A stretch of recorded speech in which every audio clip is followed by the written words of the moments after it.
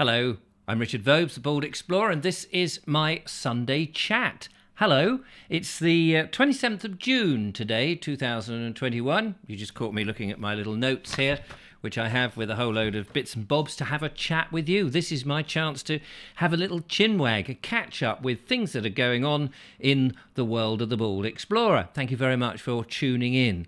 Now, first thing I want to say is a big thank you to Rick, who very kindly sent me this, if I get it the right way around, this wonderful picture of a Spitfire. He popped round my house the other day and he said, Richard, thank you so much for coming out on his birthday. You may remember a few weeks ago I met up with Rick in Amberley and we had a little meander round where he used to go as a child and the farms that he used to visit. And he very kindly got me this picture.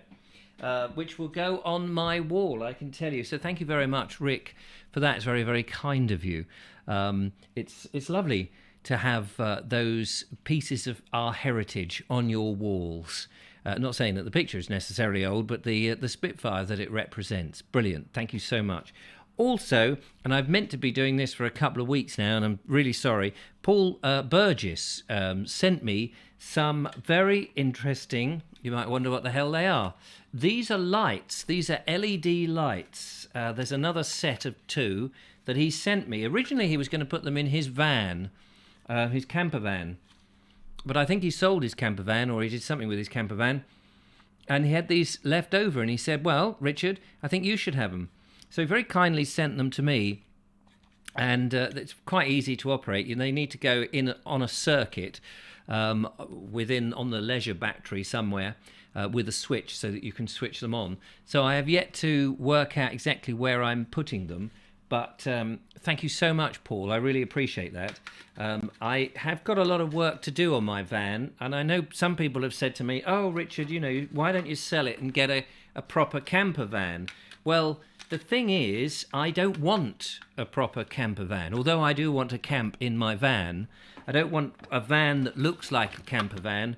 I like the very discreet nature and work-like feature of my black van.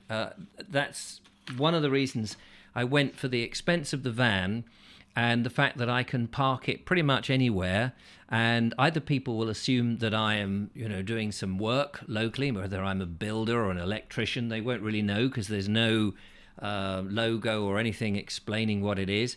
It's quite discreet, and so one can go incognito and just park up anywhere of an evening and nobody would know. I don't want to advertise that it is a camper van with potentially wallets and cameras and goodness knows what that people might leave in their camper van. So I'm spending this year going through tentative camping. As you've seen, I've not done a lot. I know we've got these restrictions and there's a lot of other things that I'm doing at the moment, so I haven't been as free and flexible as I would like to be to go out camping. More on that coming up.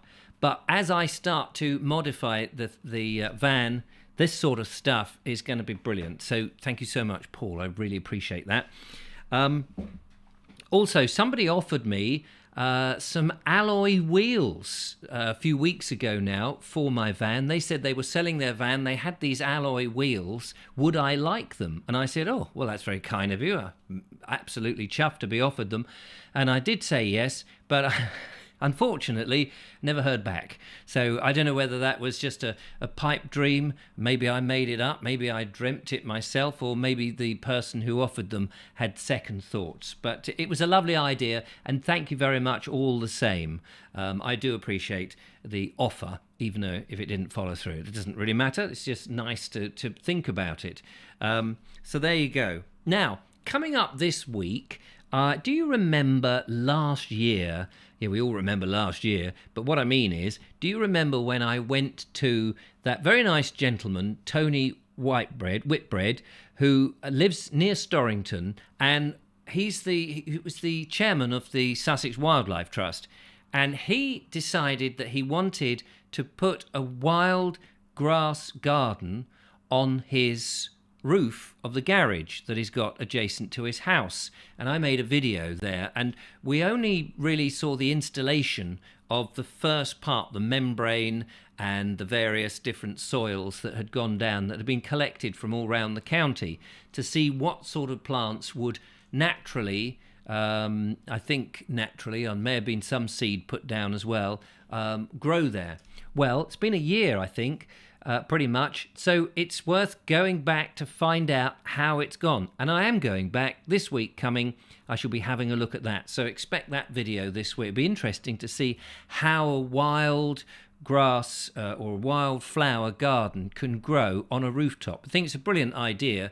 And as Tony had said, the great thing for wildlife, if more people do this and utilize that space, is that this wildlife, particularly in urban settings, have stepping stones to get around and get the necessary food that they will seek. And remember, the insects are the lowest form on the food chain, and they feed the mammals going up the food chain, so that we continue to keep wildlife going, even though we seem to be increasing our urban footprint in this country. So I'm looking forward to going back and reporting on that. You may have noticed, got some new microphones in fact, I say microphones, you've only noticed this one. If you watch the Vobes show, you'll notice that I've also got a second microphone here. Just bringing that in. That is the lovely Julia's microphone. And what do you think? They look lovely, don't they? Trying to make the Vobes show particularly more about entertainment, more fun, more interaction and that sort of thing. I know it's not everybody's cup of tea. I appreciate that. But there are some people, we've grown a nucleus of people, and in the coming months, I want to grow this as just a fun place where, if you're not into television, if there's not much on, we can be a friendly place in which we can get up to silly things and some fun things. We can share videos and talk about all sorts of bits and bobs. It's a fun interactional show. I've not overly promoted it. And I've not really spent too much time trying to get it into shape, because I've been concentrating on the Bald Explorer, and that's still true. I think by the time we come to the autumn and winter, though, I want to do a little bit more with the Vobes show, because people will be in the evenings. As we go into the summer, obviously I'm concentrating more on getting out and about into the landscape, the heritage, and looking at nature. But slowly I am updating and carrying on with the studio build that's here. Everything takes time because there's only one of me. I don't have a massive crew and a huge budget, as I'm sure you'll appreciate. But we are slowly moving up, if that's a good way of putting it. I hope it is. You may have noticed that this week went out around East Sussex, and I'm trying to get further into East Sussex. I've done a lot in West Sussex with the normal outdoor walks and explorations that I do, and I've been in the Plumpton area looking at the wonderful landscape, of course, and the worrying aspect that people like Eton College have got plans for new builds. And we looked at that area, and I did couple of walks in that area. And thank you very much for the comments, both the pros and the negatives. I know some people are very much in favour, or think of it as a fait accompli, that new builds have got to be built. I take the opposite view, really, that we don't need to build quite as much as we are doing, but it's interesting reading the comments. I don't so much comment back these days. I tend to put hearts on because the comments are quite extensive now, which is fantastic, but I do try to read as many comments as I can. I often put hearts on those comments even if I disagree with you. It's just to say that I appreciate the fact that you've taken the time to comment, and even though your opinion is different to me, it's worthy of doing. And so I just want to show that I'm reading them, and B, that even though you disagree, I'm appreciating you putting your side of the story forward. And that's the thing. I know some people think that I am a bit dismissive of people who have a different opinion, and I sometimes get those comments. It depends how you put your comment or your view across. I think if people treat you like an idiot, then I have no little respect for that. If people just shout at you or call you names or are too abrupt with how they approach you, you can't take somebody serious in that way. So I do appreciate the opposite side of the view, and I will mull it over, even if I ultimately disagree. And so that's why sometimes you get a heart on you think, oh, he agrees with me. Well, it may not necessarily be I agree with you. I just agree that you, or rather, I'm grateful that you put the comment in. So enough of that. The other day, yesterday's video was about my land project revisited. This is a long-term project, because finding the perfect piece of land to invest in buying and throwing all my eggs into that basket isn't going to happen overnight, unless I was very lucky and somebody came forward and said, do you know what, there's this parcel of land, there's a dilapidated house, it's in a terrible state, it's about 2 to 3 acres, and I'm going to get shot of it, you've got first dibs on it and I'll sell it to you cheap. Well, that would be amazing. I don't expect that to happen, but that would be amazing. So it's going to take a bit of time, but again, I appreciate the comments and the good luck messages. And also, of course, it's surprising how many people don't actually listen to sometimes some of the videos that I do. I mean, I did say on there, I don't want to go down the allotment path. And then, people comment, say, oh, Richard, why don't you go down the allotment path? And you think, I purposefully said and explained why I didn't want to do that. But, I don't expect people to actually listen to my videos. But thank you very much. Yes, it is an ongoing thing. So just because I sometimes talk about something doesn't mean that it's immediately going to happen. YouTube is not the television. Television programs often come out giving the impression that something's going to happen, and it may have been filmed a year ago, and in the next program, it's happened. Well, I don't have a television budget. This is real life, and I'm sharing my progress as I go. And we all know that everything in life takes much longer than you imagine. So please don't think that just because I mention one thing, a dream or a way of life that I want to try and fulfill, that like that, it just happens, because it doesn't. I think we all know that, really.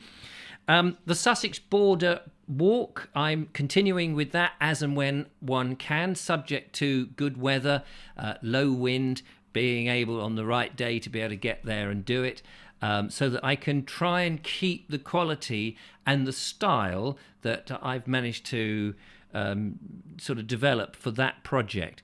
Looks like we're now going on the Surrey border, no longer along the channel. I know somebody commented and said, oh, Richard, but it's not a border, is it? It's not a border walk if you're walking along the coast. And you think, well, it is, isn't it? Because the border of the land and the sea is one thing, and if you were managing to go any further south, you'd be in France. So it's definitely a border.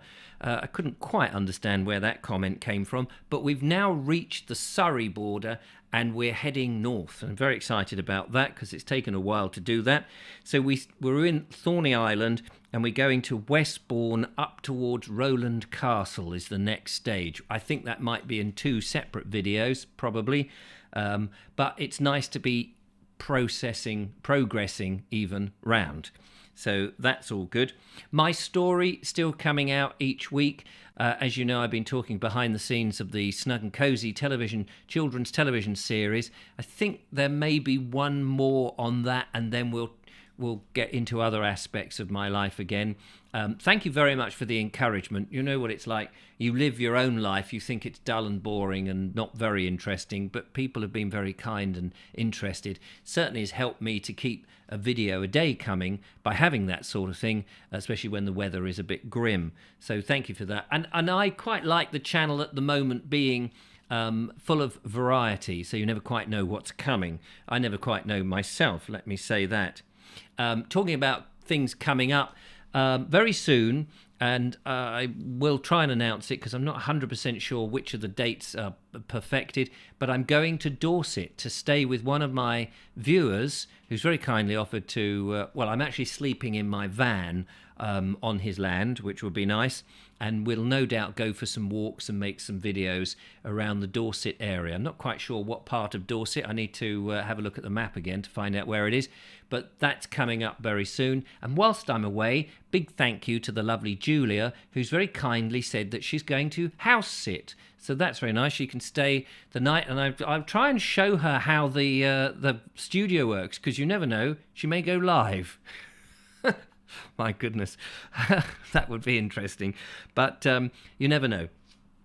So that's coming up. Also, I know, thanks to David Chamberlain, we haven't organised the dates yet, but I still want to get down. He's very kindly offered his house in Wiltshire for the lovely Julia and I, and I think it would be just great to just wait until those restrictions that the government have are completely gone, just to appease all of our viewers. Not that I really care, but once we've got into that, that would be fantastic to be away. In Wiltshire, there's lots of places. So I'm not sure I'm managing to get further north this year because of this weird COVID business, but I'm sure as we get into next, we will make a more concerted effort to do that. And talking of that, I'm every now and again, I have a little bit of a wobble.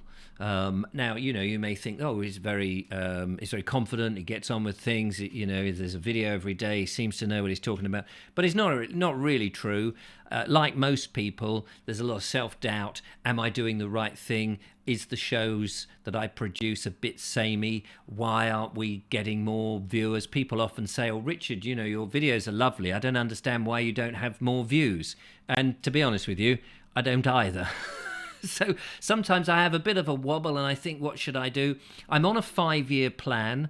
That means that I've said to myself, this is I'm more or less at the point of 4 years now. So 4 years ago, I started doing the daily videos. Prior to that, I was making stuff and it was going up in an ad hoc basis. But 4 years ago, I deliberately made the effort. I'm going to make a video every day. And I pretty much stuck to that. There might be 1 or 2 days that I've missed out, or the videos have just been something on my phone to say, not much of a video today, but this is what I'm doing. I do try to at least get something out wherever I happen to be. And so I am in the process of thinking, and I've mentioned this before, and I'm still trying to work this out, how to make this work. And that is a longer format, possibly once a week, a longer 30-minute format, nicely put together. But as yet, I haven't really quite honed in on what it is, what the story, if you like, of those videos would be. And I would be working on them throughout the week so that you would end up with a feature at the end of the week. I think sooner or later the daily video is going to come to a point where I can't carry on producing that because everything is too far away, and or I want to travel further afield and stay overnights where there's very little internet, or I just don't have time to film stuff and edit it and upload it and get it out all in the 24-hour period. So it may be that some trips happen and I go away and come back and edit them so that we have videos of a longer format, more interesting possibly, or of a different style once a week. So these are things that are going through my head. But I hope in the meantime, whilst I work all this lot out for me, that there's still the daily videos, although it's a mixture, is still acceptable to my audience. Trying to get my best. But anyway, that's it for my Sunday chat, bringing you up to speed with bits and bobs that are going on in my mind. And thank you so much for watching. Don't forget to follow, like, and subscribe. It really does help. And if you want to support my endeavours, then if you go to baldexplorer.com on the website, you can make a one-off donation, or if you fancy buying me a coffee each month, so the price of whatever a cup of coffee is these days, you can set up a regular feature where you say, thanks, Richard, I appreciate your 30 videos a month, and you can send me 3 or 4 quid, which would be fantastic.